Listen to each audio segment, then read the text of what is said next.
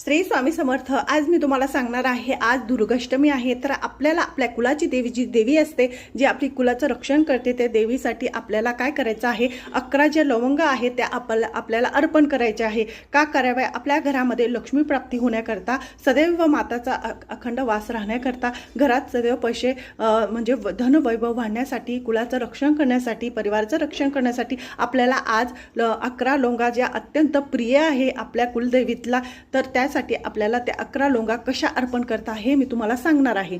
तर 11 लोंगा कशा घ्यायच्या, हे जे 11 लवंग आहे हे पूर्ण असं फुलासहित पाहिजे असे 11 घ्यायचे आहे। 11 घेतल्यानंतर हे जे फूल आहे ते आपल्याकडे पाहिजे आणि हा दांडा देवीकडे पाहिजे, अशा प्रकारे आपल्याला अर्पण करायचे आहे। देवीच्या चरणाजवळ अर्पण करताना आपल्याला म्हणायचं आहे, ओम ऐं ह्रीं क्लीं चामुंडाय विच्चे नमो नमः असा मंत्र म्हणून तुम्हाला 11 लोंगा अर्पण करायचे आहे। दुसऱ्या दिवशी तुम्ही खाऊ शकता किंवा मशाल्यामध्ये